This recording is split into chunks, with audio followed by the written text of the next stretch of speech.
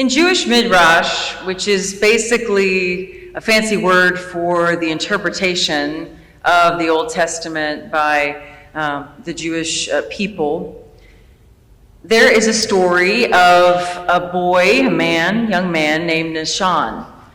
And it takes place in a time where they were just freed from being slaves. And they were walking, and they were also being pursued by Pharaoh at the same time. So this midrash, this story, this unfolding of the scripture in a different way, almost a poetic way, tells the story of this whole small group of them that were at the front, basically coming to the edge of the Red Sea and sitting down in a circle to decide who would be the one that would go first. It's not like everybody was actually volunteering, right? They all had their attachments and different reasons for why, it's not me. But Nahshon, known as the one that was probably most fearful in life in general, and then had difficulty swimming in particular, he silently got up in the midst of their bicker and banter and went to the edge of the water and began to walk in.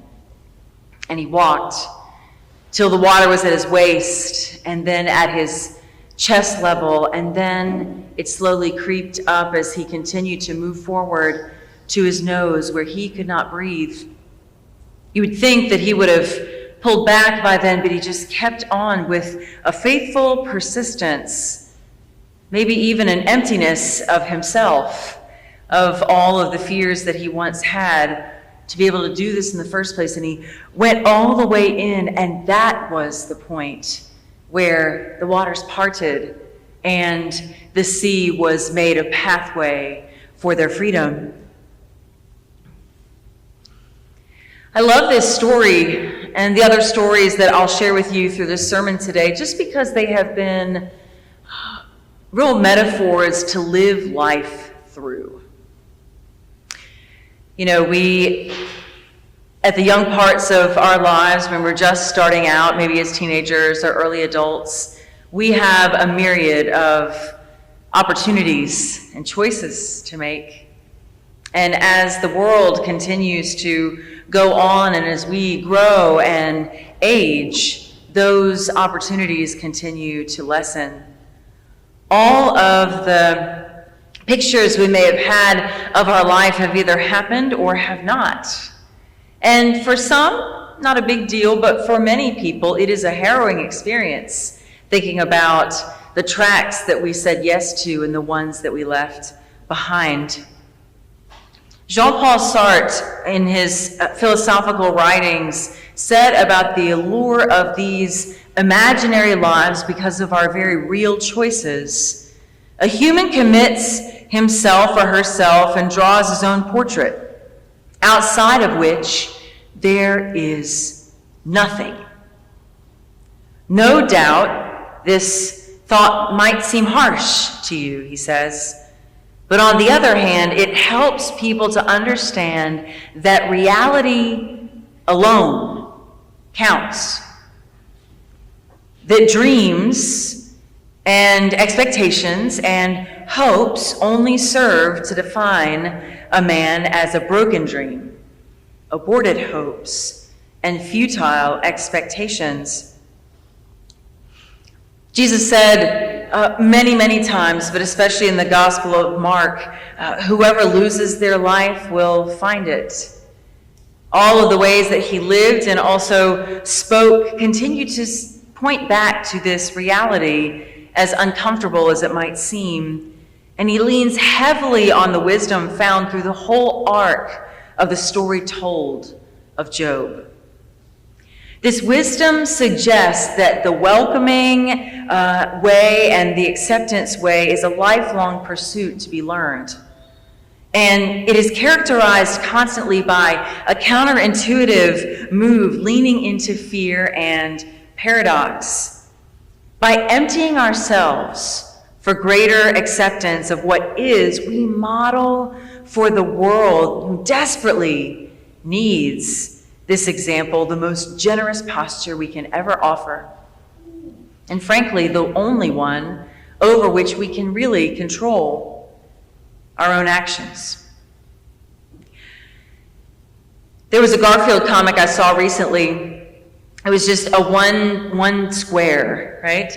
And so Garfield, most of you know this, there's an orange cat or black and white, depending on what image you're looking at or where you're finding it. And he's always talking to either Odie the dog or John Arbuckle the human. And at this point, John and Garfield are at table, and Garfield says very simply, the key to happiness in life is lowering your expectations. We might laugh at that because it is funny, and it probably touches some experience that you and I have had over the years, where we see that all comedy actually points to an underlying level of truth. Today we're talking about freedom and forgiveness. After walking through many weeks of asking, what is radical acceptance really? Looking at the big picture of that in our own lives and then in life in general. Last week we talked about starting with loving kindness that begins inward so that we can extend it outward. And today we talk about that forgiveness that perhaps is a journey that each of us, you and I alike, maybe we are somewhere on that road with someone or a group of people or a situation long in the past, even now. But I maintain again that the first person we have to get forgiveness and to be released is ourselves. And that we can only at that point do it for others, when we come to a place of peace with our own standing. It's hard to do when there are so many distractions and pulls around us to tell us otherwise. There's a story that I have held to my heart, as difficult a story as it is. It's from Friedman's Fables, and if you've ever read anything by Edwin Friedman, he was a psychologist, he was a rabbi, and certainly a great parable teller for modern day times. And he illustrates what this trap of unforgiveness might look like and feel like through a story called The Bridge. I'll share part of it with you now. The fable begins with a man wrestling with his own thoughts about his future and the choices that he wants to make about his life. And through a series of events and days of continued discernment, he finally figured out, this is where I need to go. This is what I need to be. There was an amazing opportunity that presented itself, but he had to get there by the next morning or the opportunity would pass. So, of course, the man went on his way, and he traveled many hours over different terrain, even into the night, getting more and more excited about the life that he was going to be creating. And as the full moon rises, he finds himself alone in his thoughts as he starts crossing a very precarious bridge. The man sees out of the corner of his eye a stranger coming toward him, and he thinks the man approaching him is putting his hand out to greet him, to shake that hand and introduce himself. However, the stranger has the end of a rope in his hand and with the other end wound around his wrist. And then the stranger asks the man to hold the other end of the rope, and although confused, he complies. And then the stranger asks the man to hold on tight with two hands, and then he promptly jumps off the bridge on his own volition, his own will, and his body hurtled the distance of the rope's length and then caught, with the man up above holding him for dear life. And the stranger says, "Hold on," and the man looks at him and says, "What in the world are you trying to do?" "Just hold tight," said the other. The man tried to haul the stranger up and in, but he couldn't with his own strength. He didn't have enough leverage. He'd have to have the other man's help to come alongside. And The man called out to him, again, just completely confused and terrified. "Why did you do this?" And the stranger promptly responded, "Remember, if you let go, I will be lost." "But I can't pull you up," the man cried. "Just hold on. I need you," the stranger said. They went back and forth, with the man consistently reminding him that he can't hold him forever. There is no way that he would be able to stay this way for very long without being able to call for help. And the stranger says, "I am your responsibility." The man said, "Well, I didn't ask for it." And the stranger cried, "If you let go, I am lost." This whole story really shows how, in some ways, our road to acceptance of whatever reality presents itself in front of us is difficult, to say the least. In a way, whether it's internal acceptance of a dream deferred or the forgiveness we are trying to arrive at with a friend that betrayed.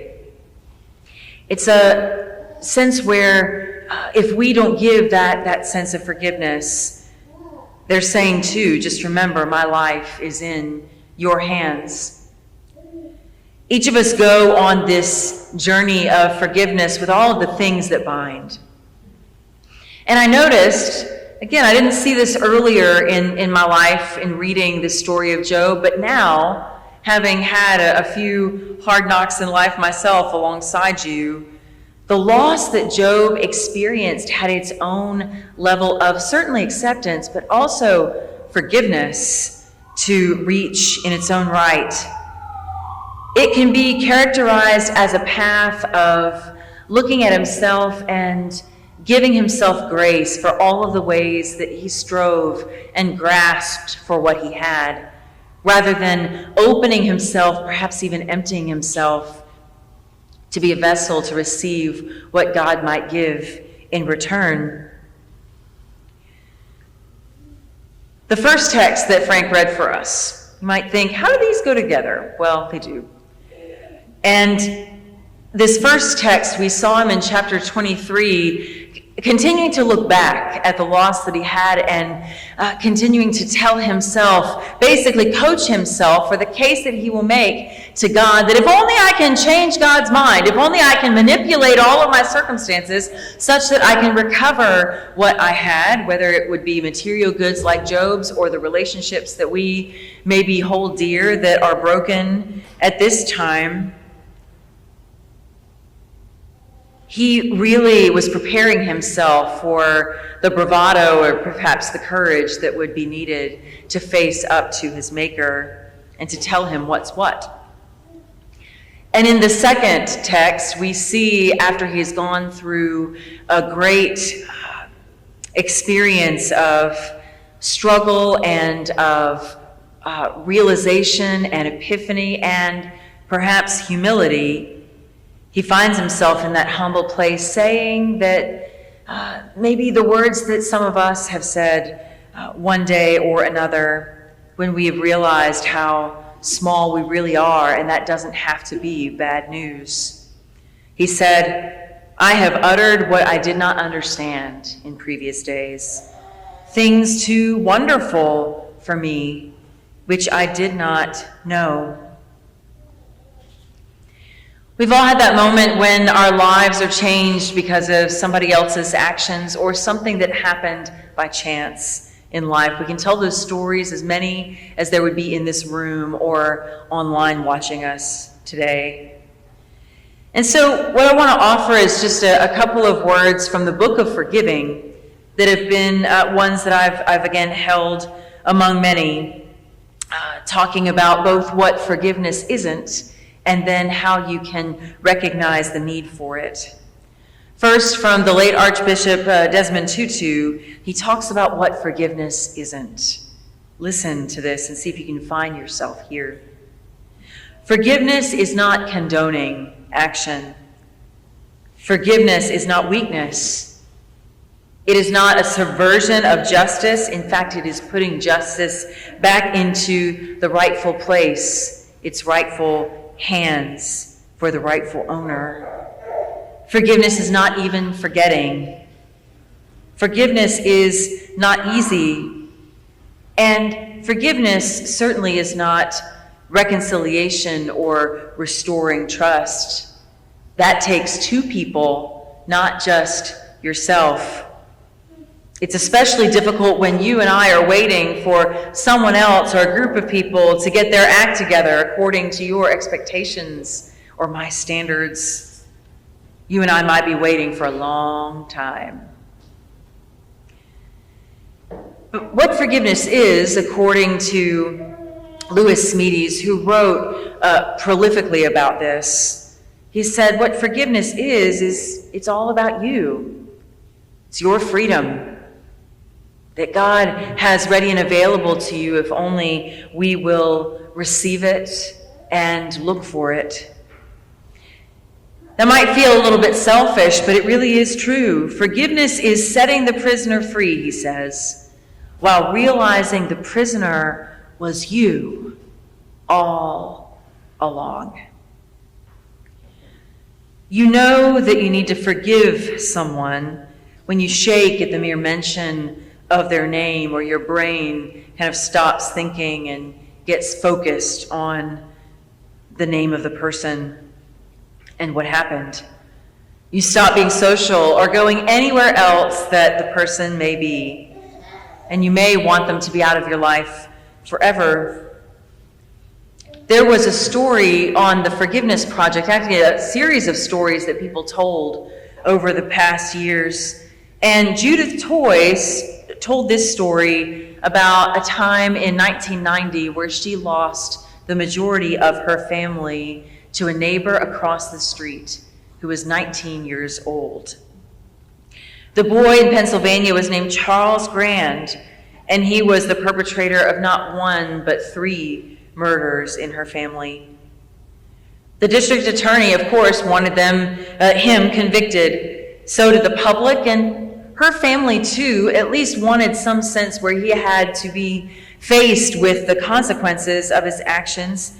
They didn't want him to suffer, but they wanted him to be forced to think long and hard every day of his life about what he had done.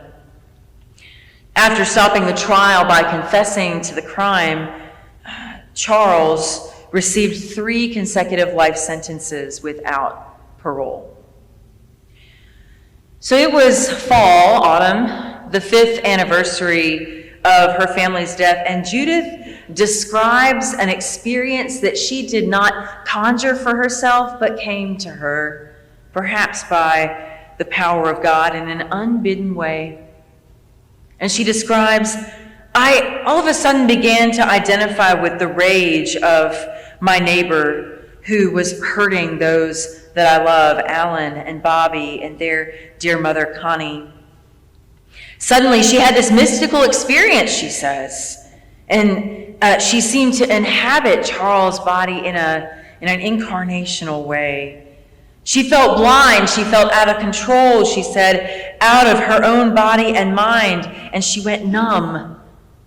All she could feel was rage and hatred pounding in her heart.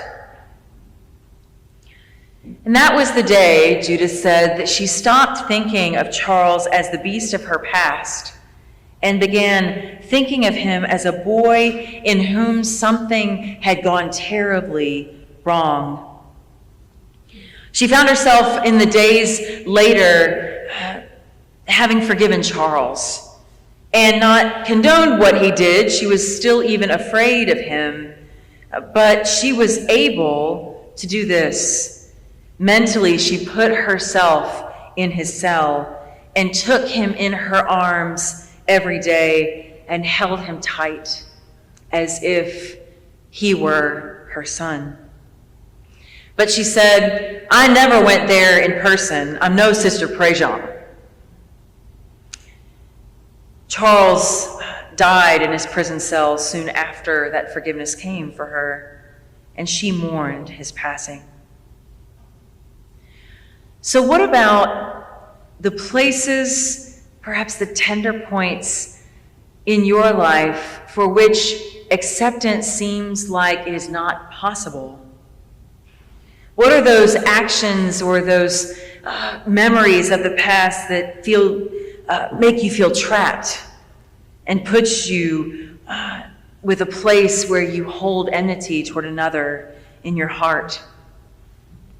You and I are worth being set free from that kind of pain, that kind of bondage, released by God's power to be free.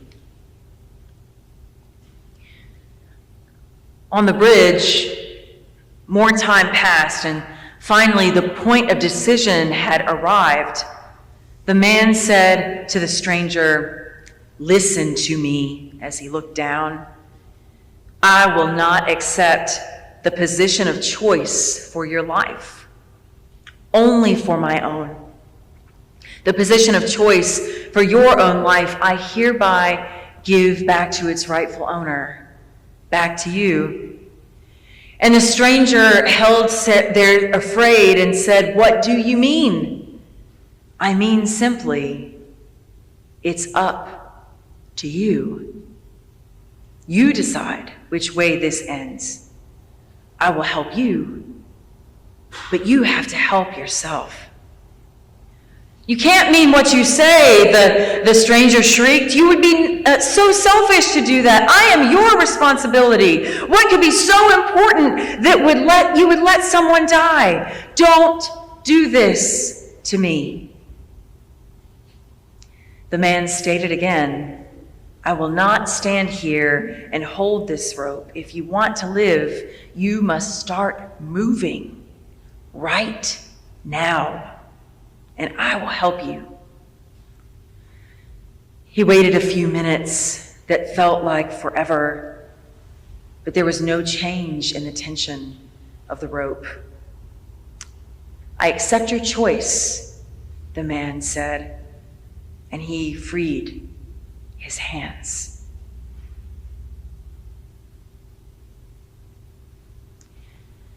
Sometimes the hardest thing to do is to release our grip on whatever we hold. And if you can't be forgiven by another, go on a journey to at least forgive yourself and to stand with yourself and God in a place of peace. Forgiveness and freedom are always a choice that we make. So no matter how far you wander, acceptance is only a split second, half a breath away from you and from me. When we get lost, we only need to pause to look at what is true and then relax our heart so that we can arrive again. We can trust the awareness and love that are, by God's grace, our true home. And this is the essence of radical acceptance. In the name of God, who was and is to come. Amen.